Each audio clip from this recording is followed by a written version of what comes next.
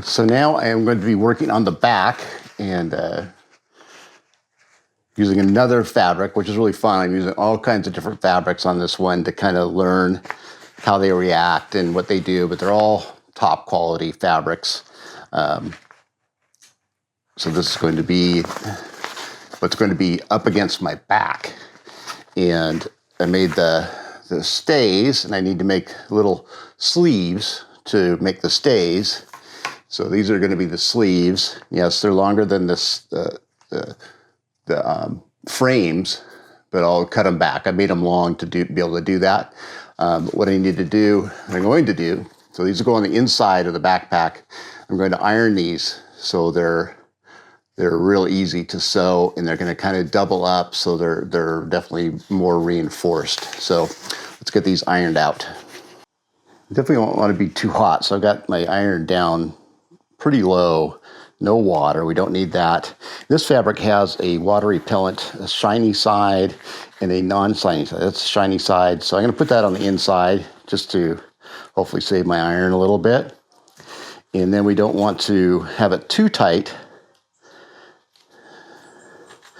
so let's kind of find a good happy medium. So let's say 4 or 3.5. We'll do 3.5 squares. And then that should give it enough room. Well, it goes up and over. 4. So we're going to do 3.5, and that should give us a fairly tight, but not too tight fit on the stay. So we'll just kind of do some quick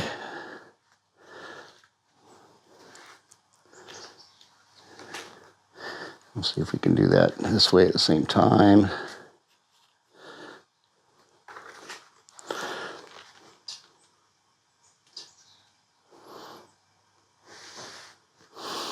Okay, you have to bring that heat up a little bit. It's interesting, I'm heating it up. I've actually got it up pretty high now. I've got it like a wool setting, but the white thread is kind of disappearing a little bit.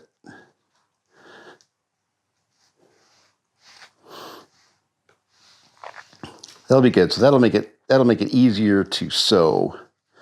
Is what I'm looking for, just to make it a little easier to sew. Interesting.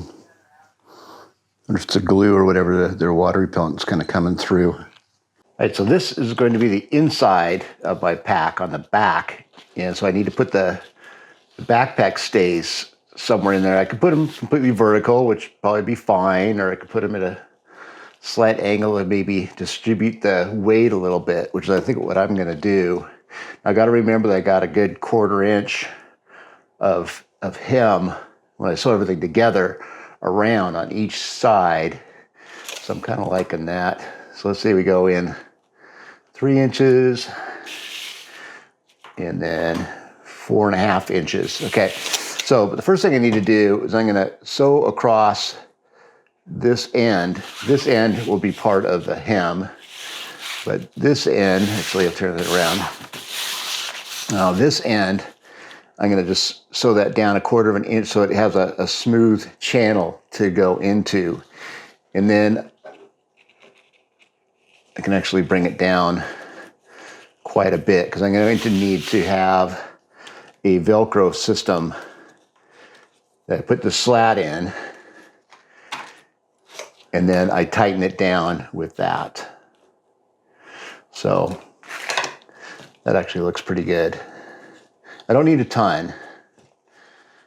Let's see what I got going on here. So 1.5 inches, I'm going to fold that over and then sew all this down so that gives it a smooth edge to be able to slide that into the channel. And I put a little 1/4 inch hem at the top so that makes it smooth. So when I put that in, it'll have something to write against. And then I put a little section of Velcro on there, because when this goes inside there, you Velcro it down to give it the tension you want. Now we'll find our spot. Bring that into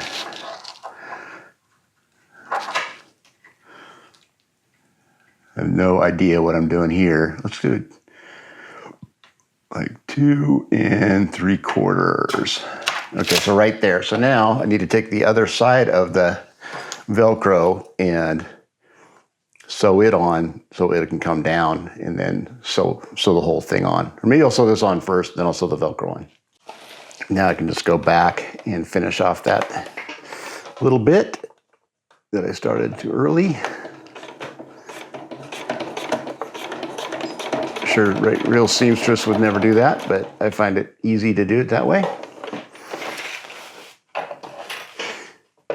And there you go. Go sew the other side down. Cleanup work. Nice. All right, so here's the pocket, and I've got a little bit of Velcro. There's the other one there, and so the frame, the stay, is in there, and I've got to trim it down. I'll trim it down once I get the whole thing done. So you'll push it in, you'll take the Velcro, and that keeps it in just like that. So that's pretty standard.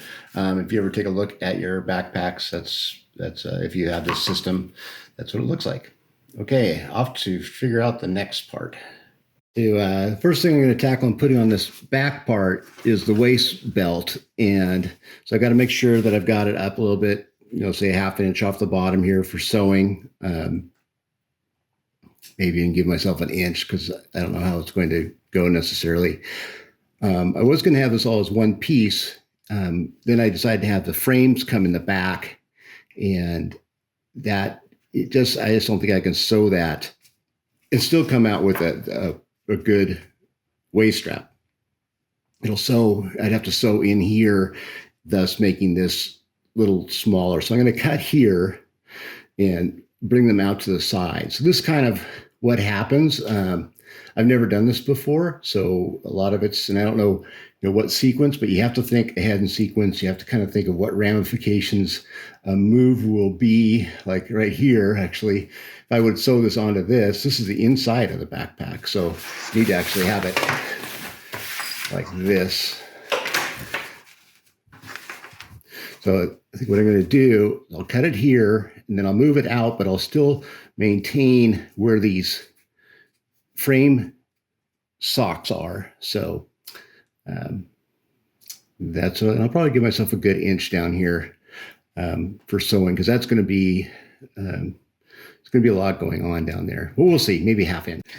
All right, so I've cut the waist belt in half, and I've drawn a couple lines following this back frame stay. So I'm going to be able to sew over here and over here, and I'm going to be doing the 8 stitches per inch because I'm going to be bringing in a back little pad along here as well. So that'll also sew, so I don't need to go crazy about it. But I'll sew all the way around and up, down and up. That should be plenty. Right, hopefully the sound will be good because I lost my mic. But what I'm working on now is getting my shoulder straps onto the backpack. And looking at some of the other designs, or the ultralight designs, they would have had it connected right up here where the yoke comes together. But I wanted more of an arc going over my shoulder, and then have load lifters and those kind of things. So I put it down a little ways, but then I had to make allowances for the stay column. So you can't really tell too easily, but the stay columns are right there. So I had to make sure that I didn't sew over those so I could get my stay columns in, and then I did 2 boxes with X's in them to hold this on, and that should be plenty.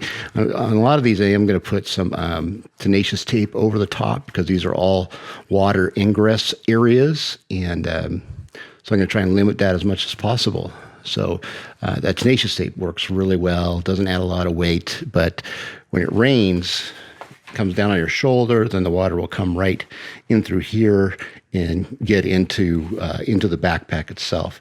So this is all waterproof, but where the sewing is not.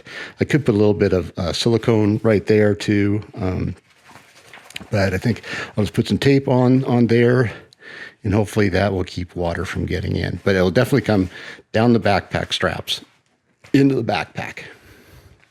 I'm going to sew on this other side. So I'll have to do the same thing. I'll have to figure out where the stays are. And you want to make sure you put the right, like these have a curve. So that curve goes around your waist. So you want to make sure you put the right one on the right side. So let me get those sewn on. And so for me, the hardest part of this build was putting all the pieces on what would be the actual backpack, how to put the shoulder straps on, the waist belt on, and any padding. And I'm trying to learn and try different things. So this whole pack is like my first experience. So like this is my trail, and I'm looking at how they did it. And they have like their shoulder strap connected to the top, and then they put this kind of backing plate on it. But then on the waist strap was connected to the back piece beforehand. So the waist strap to the back piece, then the shoulder straps to the pack part, and then the back piece was put on. So that, that's one way of doing it. Here's my Granite gear. It has an adjustable waist strap. So, but I was just looking at the top, and they hooked the straps to the very top of the pack here. It does have a little bit, I've added this a little bit, but then they put this padded part on top of it. And then all the way up to like an Osprey, where they have this padded part, and it's connected to the frame, and then they've got another piece that goes on. I mean, there's so many ways of doing it. So I've decided, so I definitely want to cover up this white area and add a nice transition to all my strapping. So I'm going to put the spacer mesh. I'm going to put the spacer mesh. I'll make it nice. I'll sew it down and then put it across. So I'll actually kind of do it like that, fold it back over, and kind of cut it, do some cuts, and then do some hemming on it. And then put this on, and then leave the edges available, so when I sew it all together, it will all come together. So this is my hardest part of how I'm going to of the pack so far. I mean, actually the shoulder straps and the waist straps didn't take a lot of thought process, but this is definitely more. So let me get the spacer mesh set up the way I think it's going to work. So looking at this, there's actually a really nice selvage edge that they've already done on here. So I'm just going to leave that. That's great. That'll look nice. So that'll go like that. So now I just got to mark down here where I'll need to bring it in. Okay, so use any kind of cool forms, that I use a lot of these kind of things. It'll go right like that. And now I'll make it just straight down. But I've given myself about 1/4 of an inch that I can fold over that'll look nice.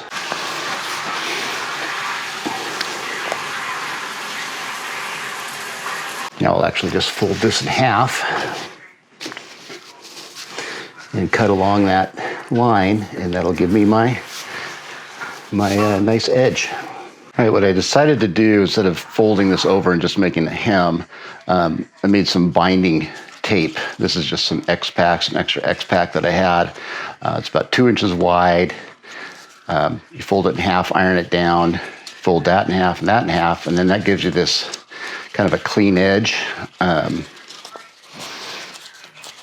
see if I can get this all stuck down. X-Pac doesn't like to be ironed. So that's your edge now, and then I'll put that and sew that right on the edge.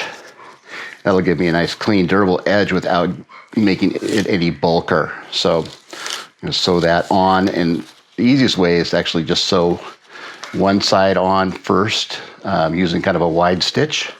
So I'll start up here, and then you fold the other piece, turn it over, and then sew it all the way down. And that's the easy way to do it. I'm sure there's seamstresses out there that can do it super easy, but I'm not that good. So you get these sewn on for this area, and that's how you make a binding tape.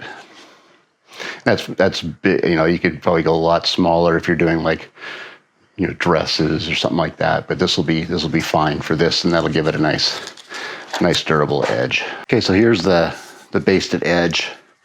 This is the side that'll go to the backpack. That's where I did some extra sewing just to get it on there because I'm not that great at it.